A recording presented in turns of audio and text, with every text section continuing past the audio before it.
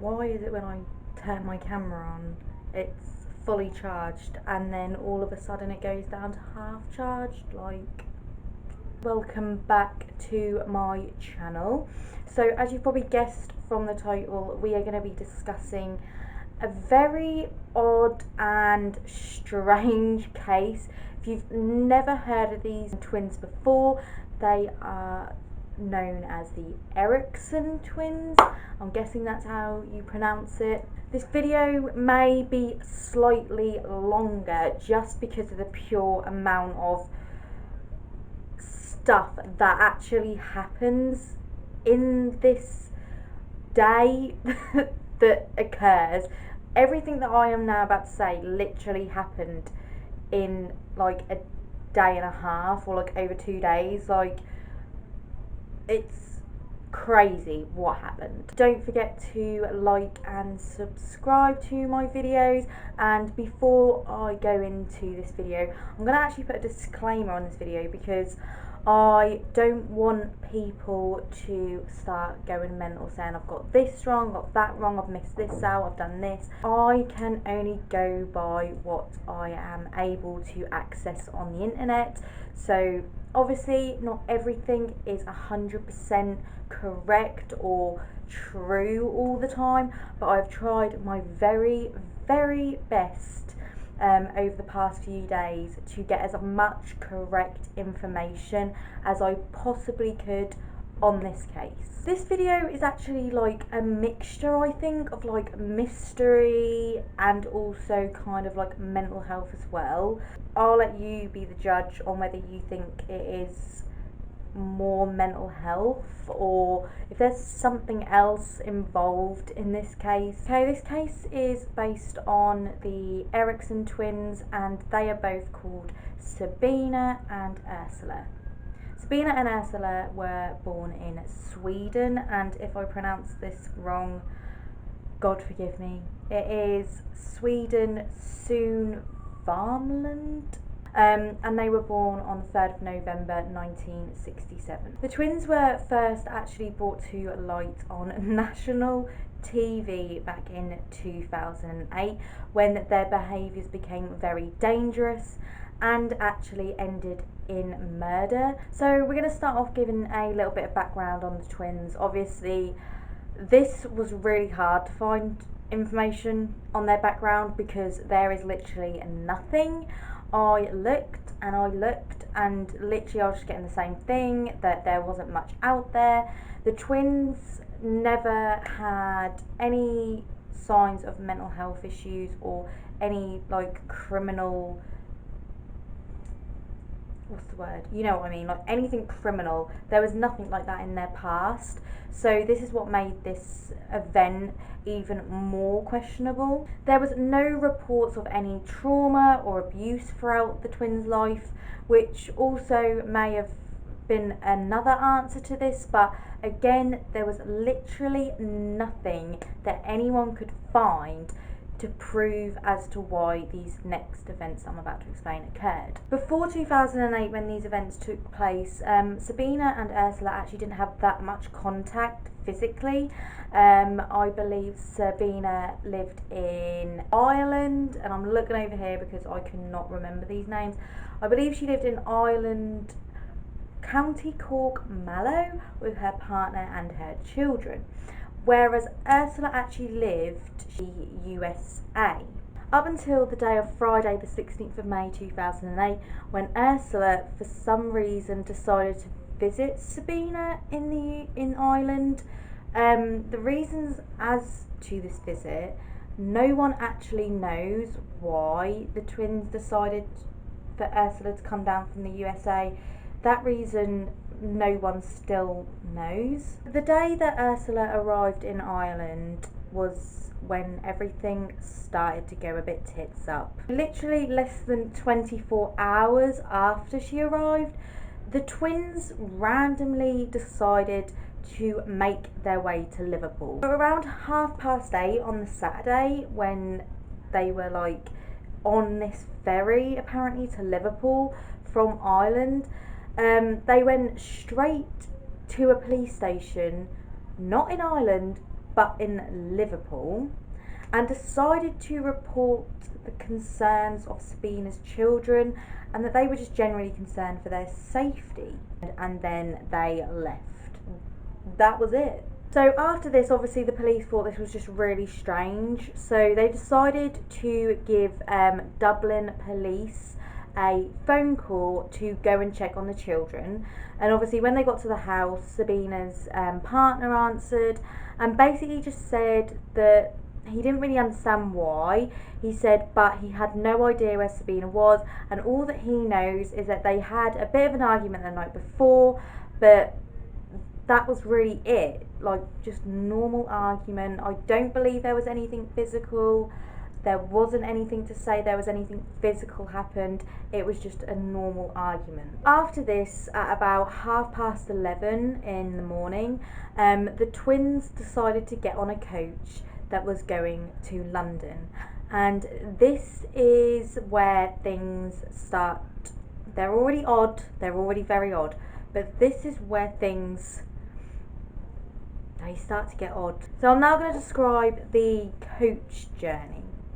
So the twins started to act really strange around this time, with reports of the bus driver refusing them on board the coach again after the pair were like literally clinging onto their bags and refusing the bus driver to check their bags because he was suspicious of what they had in there and why they were just so concerned about keeping the contents concealed. So because of this weird suspicious behaviour, the bus driver actually left the girls at place, but it wasn't even an actual like a drop-off point. It was just a random place somewhere called Keeley Services. After this, the girls continued to act really strange around this area of Keeley Services, so someone ended up calling the police because they were walking around clinging to their bags, and obviously if someone's holding their handbag like this, it's gonna be a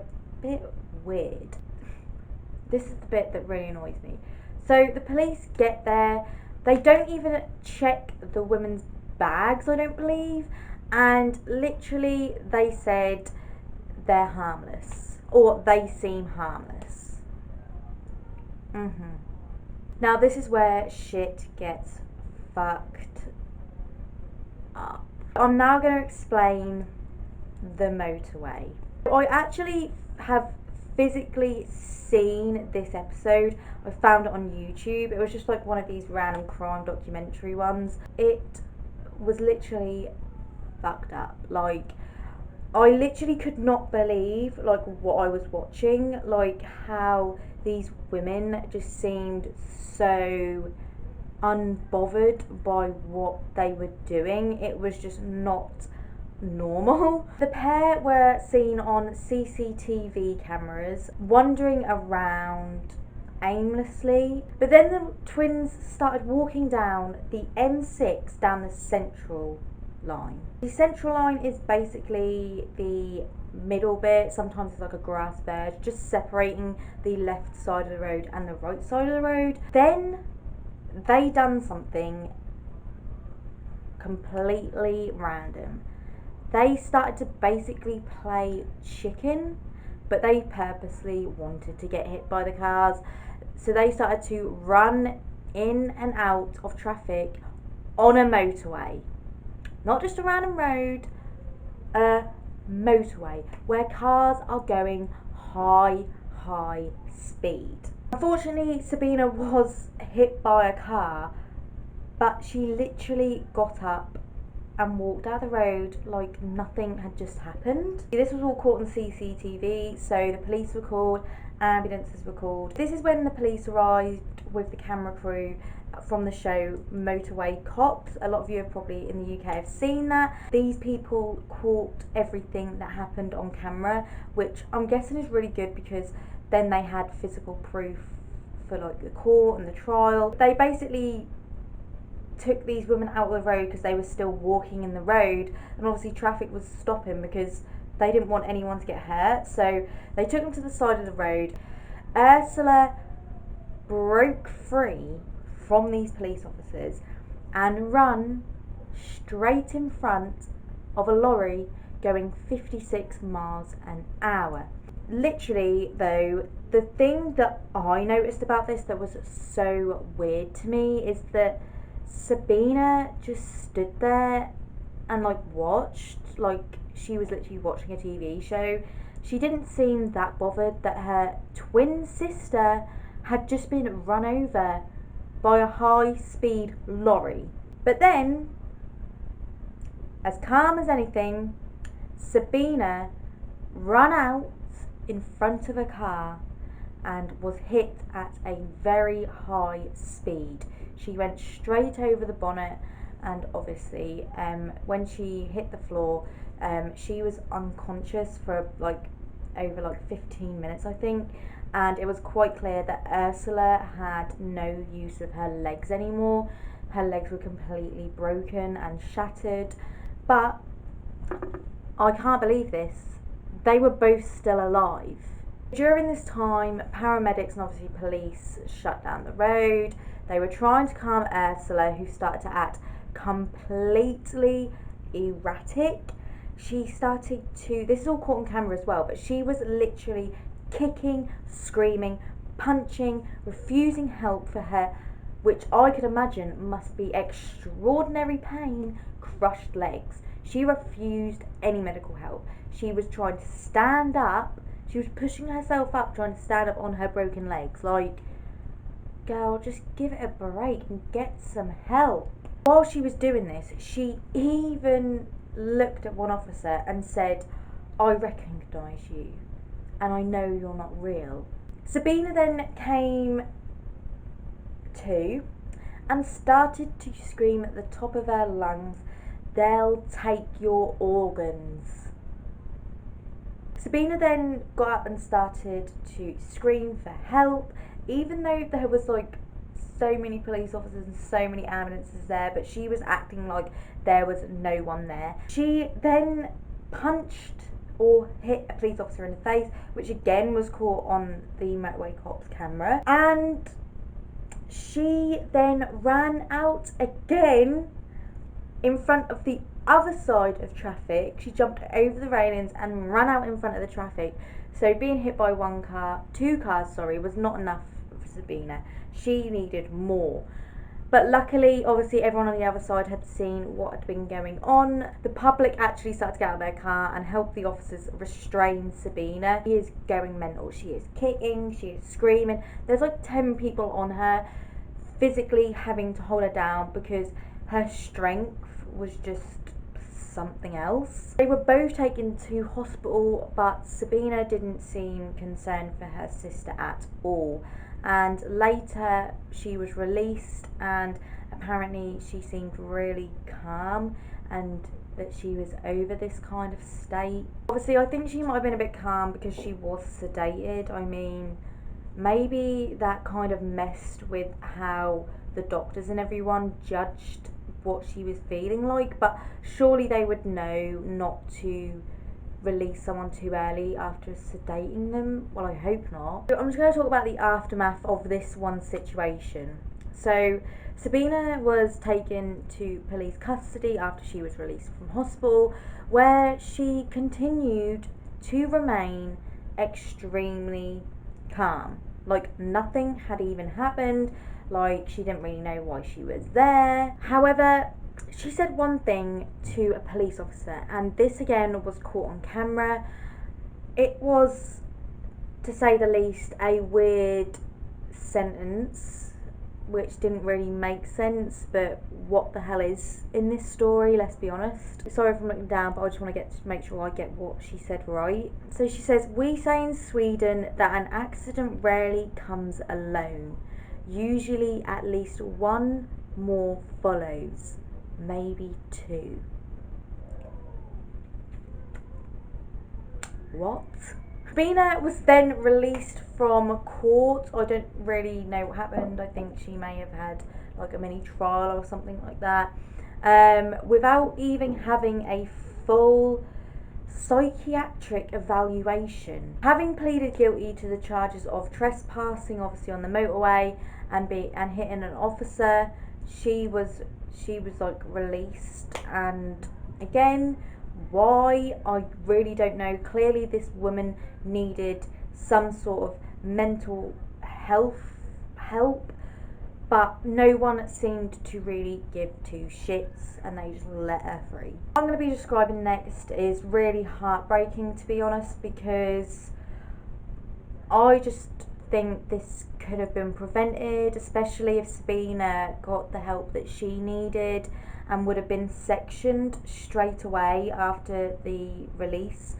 I mean, no normal person would think that this behaviour was normal, and for the police to actually let a woman who clearly is acting very out of the normal and very strange after such a serious occurrence as well, why the hell they didn't get her sectioned is completely beyond me. This is the story of Glenn Hollingshead, and he was ultimately murdered by Sabina.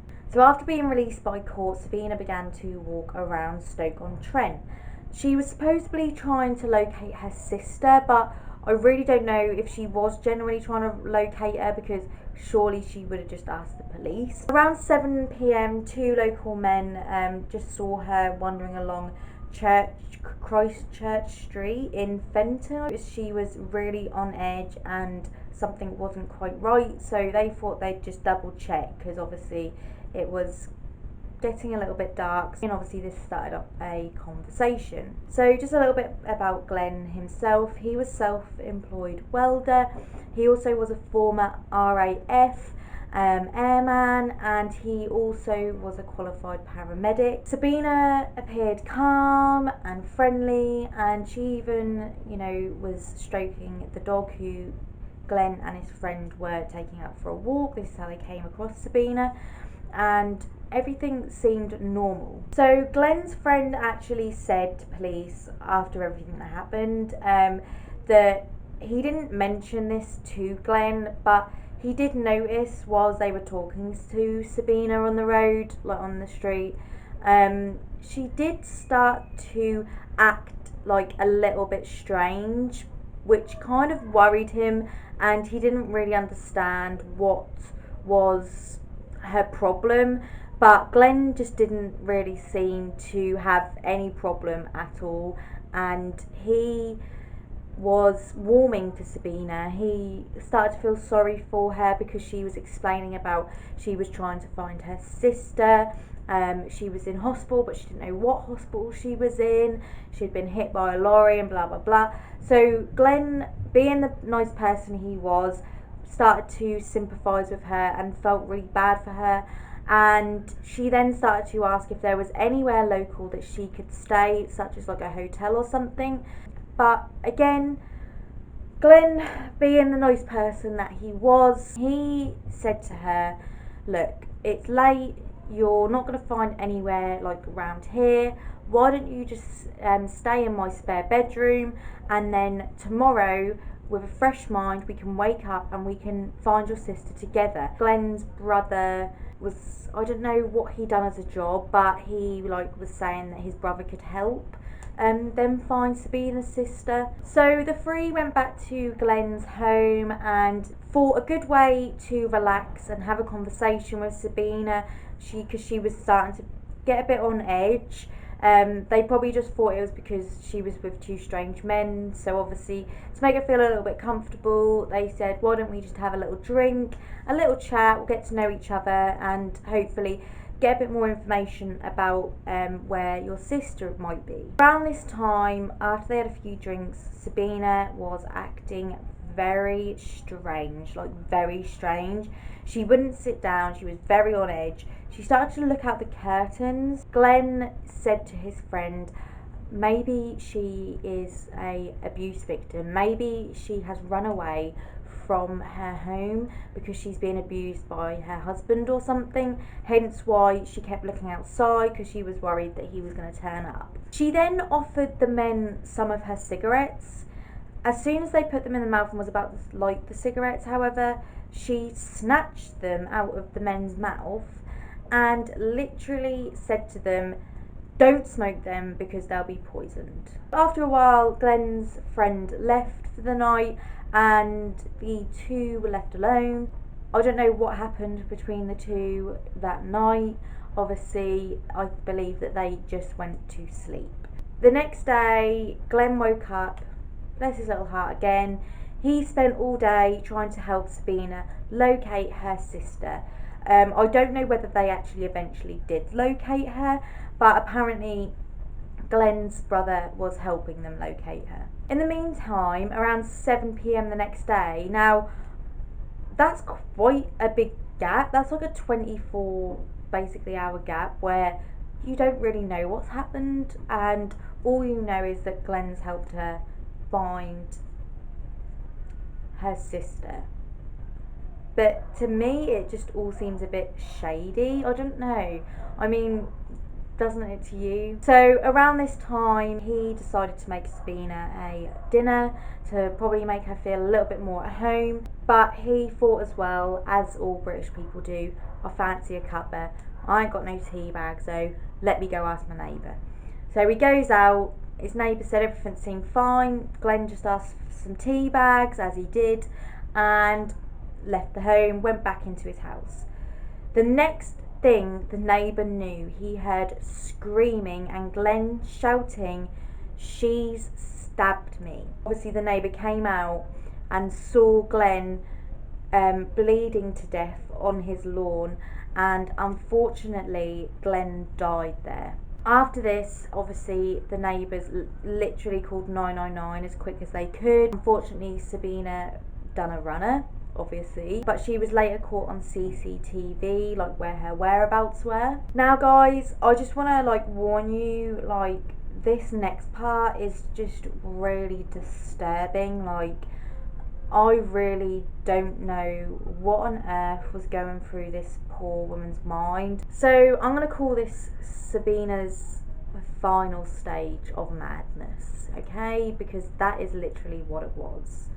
So Sabina took a hammer from the home after running away, and she started to hit herself in the head with this hammer. A passerby saw this, and being a normal human being, he literally rugby tackled her to the floor because he could tell that she must have some sort of mental health illness, because no normal person would do this. Now they're both on the floor, like trying to wrestle this hammer. Like he's trying to get this hammer off her, like shouting at her, like, "What the hell are you doing?" And all of a sudden, Sabina somehow gets on top of this man. She gets a roof tile out of her pocket and whacks this man over the back of the head with this roof tile. She luckily ran away and left him, because at this point he didn't know that she just murdered someone, but he was stunned, like, but he wasn't unconscious or anything, I don't think. So obviously then the chase began for Sabina. Police and ambulance were on the lookout for her, and unfortunately they came across her on a bridge. This bridge was located at Heron Cross, and it is a 40-foot bridge, and they watched her. They couldn't get to her in time. She jumped straight down onto the A50. Amazingly again, after smashing herself in the head with a hammer, jumping from a 40-foot bridge onto a motorway again, she literally only broke her ankles and fractured her skull and survived. So I'm going to now talk about the trial and what actually happened during that, and what the aftermath happened after all of this stuff. Obviously, as you've noticed, it's mostly about Sabina's very weird actions. Obviously Ursula, she was the first to run out in front of this lorry, but there wasn't much on what really happened to Ursula after this.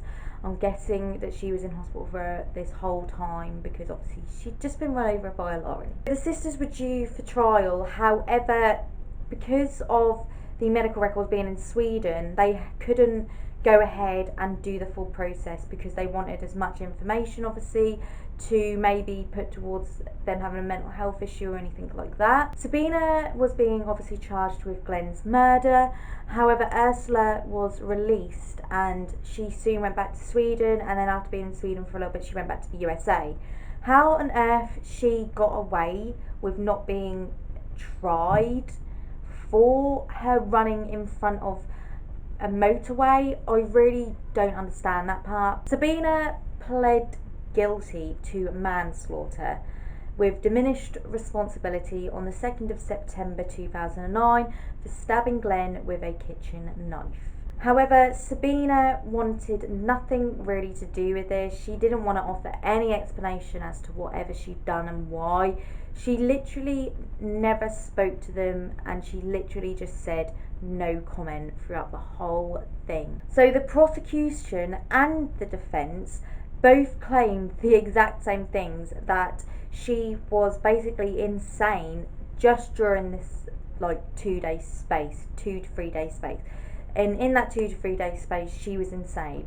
But for some reason, during this trial, she was sane. The defence counsel basically tried to claim that Sabina was a secondary sufferer. Here we go again, don't know if I'm going to be able to pronounce this. Folie à deux. Basically, what this is it's a shared psychosis. And basically, it is a shared delusional disorder, and it's a psychiatric syndrome in which symptoms of a delusional disbelief and sometimes hallucinations are transmitted from one person to another, influenced by the presence or perceived presence of her sister.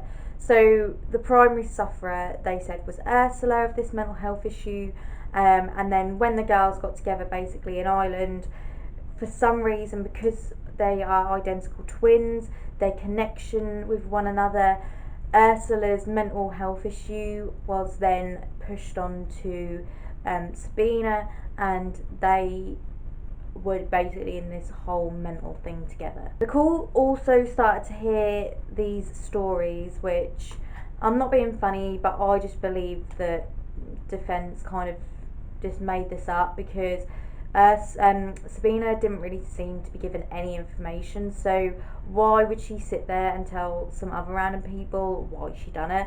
But apparently she had been hearing voices and could not interpret what they said. The theory basically was that she had suffered from an acute polymorphic delusional disorder. Ironically, her plea was accepted of her being insane, but I mean, you've got to be insane to do the shit that she done. If you're not insane, there isn't another explanation for it. You've got to be insane. She was given this plea and it was accepted by the Crown Court on the 2nd of September 2010, having allow understanding of, basically, because she didn't understand her actions and what would become of her actions, that is why she got it. Sabina was sentenced to 5 years and sent to Bronzefield Women's Prison. Sabina turned Christian while she was in prison and was eligible for release in 2011. So, not really 5 years, guys, a year for a murder.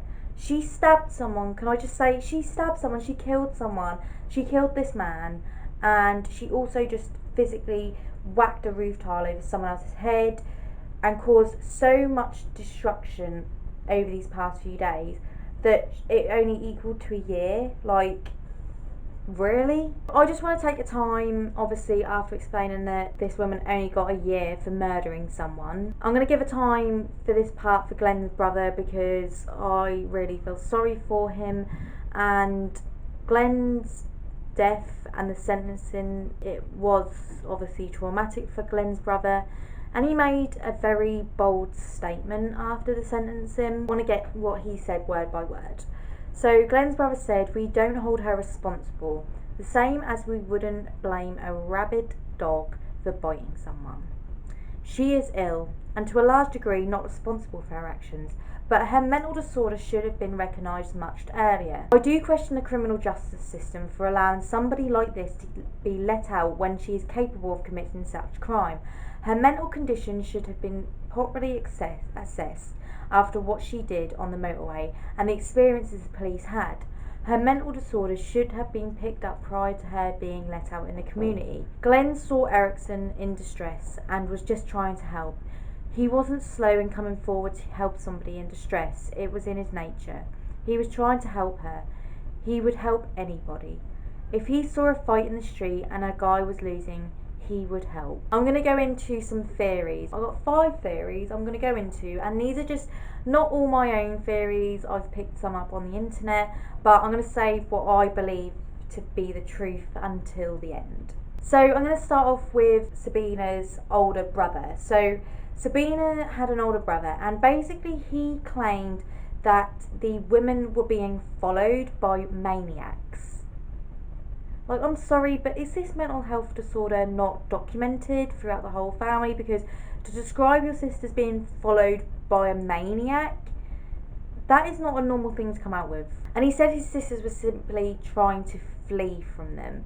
And I've just got to say, there is literally no evidence at all that anyone was following them. However, they did cling to their bags a lot, and I guess that kind of gave the impression that they were being followed. And Sabina was at Glenn's house, she kept looking out the window, she kept mentioning how the cigarettes had been poisoned, don't smoke them. So yes, I guess there are things pointing towards maybe these maniacs following the two, but it still doesn't explain a lot. This is actually quite an interesting theory. I don't know if anyone's said this before, but for this case, but I know of other cases where this has been the case. Sometimes twins get this feeling that there is too much of them in the world, especially identical twins. They feel very lost and very confused because there is 2 of them. It feels like there's too much of them in this world, and basically that one twin has to die in order for the other one to live a normal life. And it's all to do with because they can feel each other's pains, they can basically read each other's thoughts, and this becomes quite distressing to them. So the only way to get over this is to basically have one of them die and the other one to live their life. But again, this theory doesn't really fit into this story because both sisters clearly tried to very either seriously injure themselves or kill themselves. Another very popular theory is double suicide. Due to the sisters living in different countries and then suddenly out of nowhere Ursula coming over from the USA to Ireland to see Sabina, it's believed that they somehow organised a double suicide, but again, there isn't any evidence to back this up. There isn't any messages to say that they corresponded, because they didn't even really correspond about Ursula even coming over to visit her in the first place, which still confuses me. Like, if I had a twin sister and she wasn't telling me that she was coming over to see me from the USA, but then one day she just knocked on my door and was like, hey, do you want to go to London, and jump in front of some cars on the motorway, and I would just be like, yeah, why not? Another very popular theory is that they were both on drugs. I mean, I can see this, I can see why this is a very popular opinion because of how sane and normal Ursula and Sabina became after the following days. So literally Ursula just left the country and carried on her normal life like nothing had happened, and Sabina in court continued to act normal. There wasn't any signs of insanity, but obviously when people do certain drugs like LSD, stuff like that, it is known for people to hallucinate, and maybe they did think that someone was following them, and that is why they were trying to get away, and that is why they were trying to hurt themselves. Now we get to my theory, which the prosecution and the defence have backed up, and I strongly believe, because I just really don't think there's any other explanation for this insanity that I've just described. I obviously believe that they both suffered with a severe mental health breakdown, and I believe because the twins had such a strong bond because they were sisters and they were identical twins, that when Ursula turned up, that basically they had some sort of discussion. And I believe that after what Ursula had said to Sabina, Sabina may have started to feel what Ursula was feeling, because like I said, twins have this strong connection that no one else can really describe. Everything they've said, everything they've done links towards a mental health breakdown, and it just is the most plausible explanation for all this craziness. So guys, that is the end of this video. I have said what I believe is the reason behind these weird, strange occurrences, but I would love to know if there is like anything other than what I've put forward. If you like these videos, obviously don't forget to like this video and subscribe to my channel. I am going to be doing more stuff like this because I just find it so fucking interesting. Like when I was researching these things, I found more cases, and then I started researching them cases, and I was like, no Sophie, calm the fuck down, you need to research this one case. If you've got any weird and wonderful cases, solved, missing, anything like that, murder, why don't you comment down below, or even I might do an Instagram poll after this video goes out, just to see if there is anything out there that people really are interested in and want me to talk about more.